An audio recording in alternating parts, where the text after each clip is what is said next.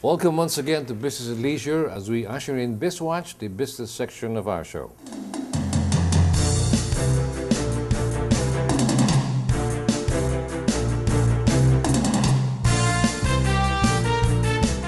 It certainly speaks well of a country's image if it is able to successfully export a homegrown brand to other countries, and we should all take pride in that.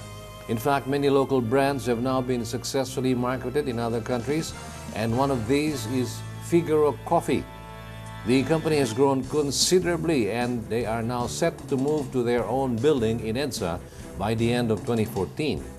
And before the end of this year, they are opening another Figaro store in Dubai, according to franchise manager Mr. Mike Barret.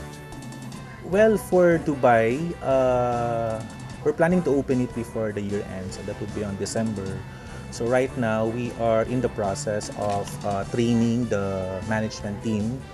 So the management team will stay here until end of October for their training, and we have already finalized the opening team, which will be deployed also in Dubai.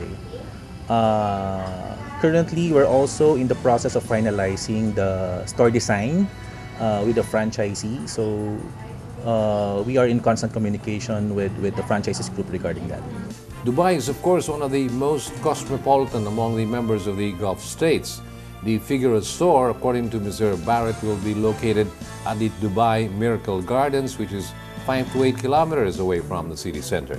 They are targeting a seating capacity of between 60 to 80 people. Yes, in principle, the Figaro design should be implemented in the country, but we also give an option, flexibility to the franchisee to also give recommendations on the design, because we also want the locals in that specific country to also appreciate the store design. But of course, the trademark, the European concept design of our store will still be followed. This isn't the first foreign store of Figaro, of course. The Filipino brand has invaded China, where the locals are known to be tea drinkers, as well as other Asian countries and Papua New Guinea. Right now, we have 7 international stores. We have 2 stores in China, so that's in Hubei province. And then we also have 2 stores in Malaysia. So one is located in Petaling Jaya, and the other one is located in Kuala Lumpur. And we also have 2 stores in Papua New Guinea, in the capital of Port Moresby. So the first store we opened in Vision City, Mega Mall, and the other store in Papua New Guinea is located inside the international airport of Port Moresby. The usual process they observe over at the Figaro is to train 2 management crew members here in Manila before the store opens, and that would be the store manager and a senior crew who will then train the entire team in that new country. That saves the franchisee from the expense of bringing the whole team over for training. In Papua New Guinea, it's a different case because the franchisee decided to get 100% Filipino for the management team.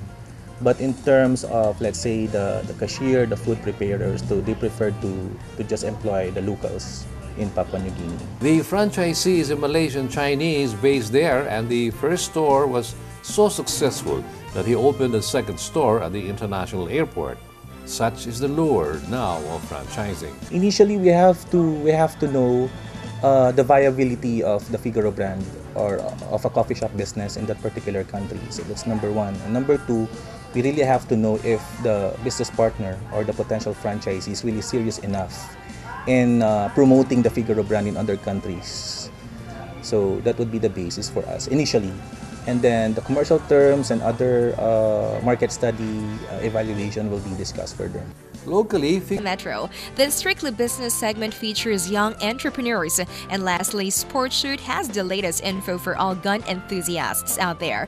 Don't go anywhere. Business and Leisure shall be right back.